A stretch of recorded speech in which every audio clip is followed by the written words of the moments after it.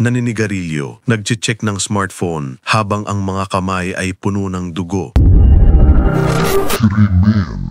Kilala ang Japan sa kaayusan, metikuloso, isang bansa na ipinagmamalaki ang safety at mababang crime rates bilang isang badge of honor. Pero sa likod ng neon lights at tahimik na kapaligiran, may nakatagong sakit sa lipunan. Isang kadiiman na namumuo sa mga tahimik na apartment at siksikang kalsada. Kapag nabasag ang fasad, ang maskarang ito, ang karahasang lumalabas ay kadalasang hindi lubos maisip. March 2025, nasaksihan ng digital world ang isang trahedya. Live, si Eri Sato o Mogami Ai sa kanyang followers ay isang 22 years old na influencer sa Tokyo.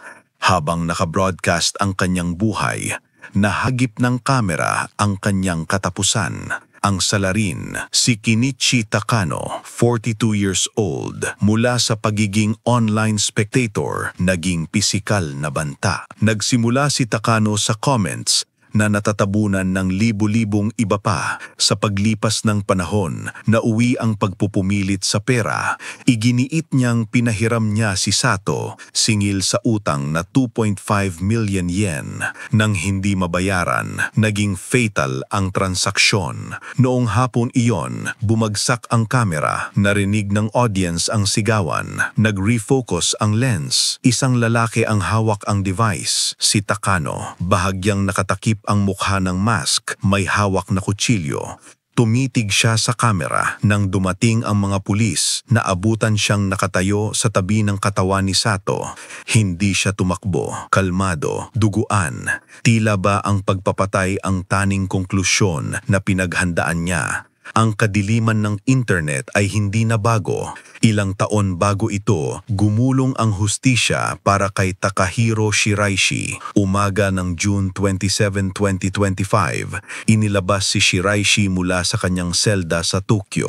Kalmado, walang huling mensahe ng pagsisisi. Ilang minuto lang, binitay na siya. Tumahimik ang tinaguriang Twitter killer, pero hindi nito mabubura ang kasaysayan ng kanyang apartment sa Zama. August hanggang October 2017, gumawa si Shiraishi ng hunting ground gamit ang social media. Ang target, mga desperadong tao, mga bumubulong online na gusto na nilang mamatay. Gumamit siya ng mga persona, nangakong tutulong o di kaya'y sasabay sa pagpapakamatay. Nalure niya ang 9 na individual, 8 babae, 1 lalaki. Walang nangyaring kasunduan, puro pangbibiktima, dinrag, inabuso, sinakal. Upang itago ang ebidensya, dinismember niya ang mga katawan. Itinago sa coolers na tinabunan ng cat litter para maibsan ang amoy ng decomposition. Nahuli lang siya dahil sa determinasyon ng kapatid ng isang biktima. Hinanap ang digital footprints na tumunton sa pinto ni Shiraishi. Sa interrogation, hindi siya tumanggi. Pumatay siya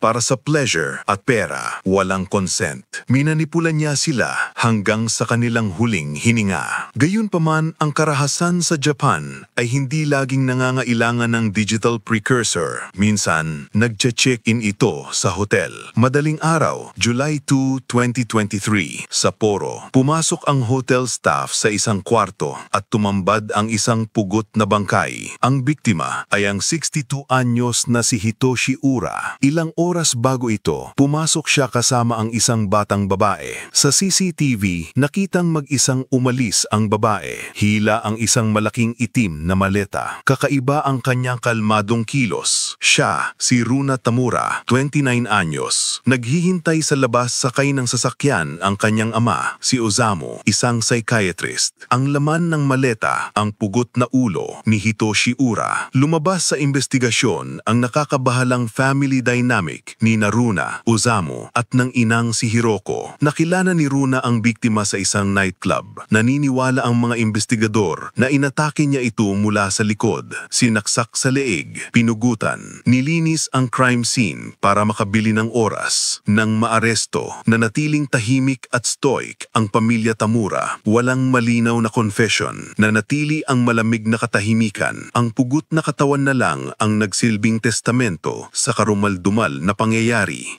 Hindi lahat ng karupitan ay nagreresulta agad sa kamatayan. Minsan, ito ay entertainment.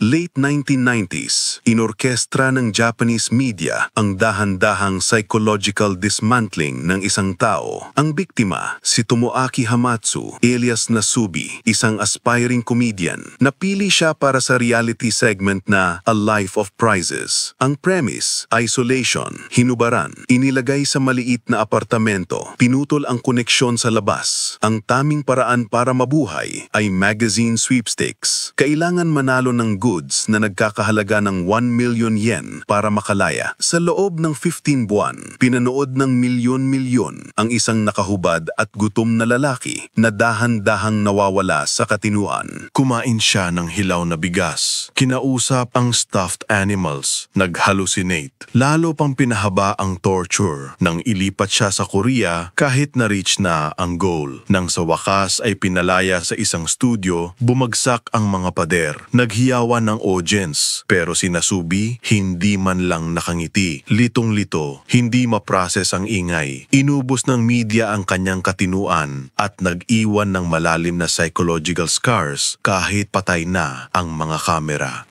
Minsan naman, ang obsession ay nagpapalabo ng linya sa pagitan ng affection at distraction. May 2019, Tokyo, rumisponde ang mga pulis sa isang tawag. Sa labi ng apartment, natagpuan nila ang madugong eksena. Isang lalaki, si Phoenix Luna, ang nakahandusay, hubad, duguan. Sa tabi niya, nakaupo ng naka-cross legs ang 21 anyos na si Yuka Takaoka. Kalmado, naninigarilyo, nagche-check ng smartphone habang ang mga kamay ay puno ng dugo ng biktima. Si Luna ay isang host, si Takaoka naman ay manager sa parehong establishmento. 3 araw pa lamang silang nagsasama. Sumabog ang karahasan nang tingnan ni Takaoka ang phone ni Luna habang naliligo ito. Nakakita siya ng litrato ng ibang babae. Para sa kanya, ito ay pagtataksil. Kumuha siya ng kitchen knife, sinaksak si Luna sa tiyan habang natutulog. Nakatakbo si Luna pero critical ang sugat. Nang tanungin si Takaoka, nakakakilabot ang kanyang lohika. Mahal na mahal daw niya ito, kaya gusto niyang patayin. Sa paniniwalang sa kamatayan, magiging kanya lang si Luna. Nakaligtas si Luna, walang galit. Tinanggap niya ang karahasan bilang twisted consequence ng kanilang industriya. Si Takaoka nakulong. Paglabas, naging online celebrity. Ang kanyang krimen ay naromanticize ng mga taong napagkamalan ang pathology bilang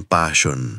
Ang mga kasong ito ay hindi lamang anomalies. Ito ay mga paalala. Gumagawa tayo ng mga pader ng batas at kaugalian para mapanatiling malayo ang kaguluhan. Para kumbinsihin ang ating sarili na safe tayo sa ating mga bahay, hotel at digital spaces. Ngunit ang isipan ng tao ay marupok, volatile. Ang distansya sa pagitan ng isang tahimik na kapitbahay at isang headline sa balita ay madalas na isang snapped sign-ups lamang. Hindi ka kailanman totoong ligtas. Naghihintay ka lamang ng iyong turn sa narrative.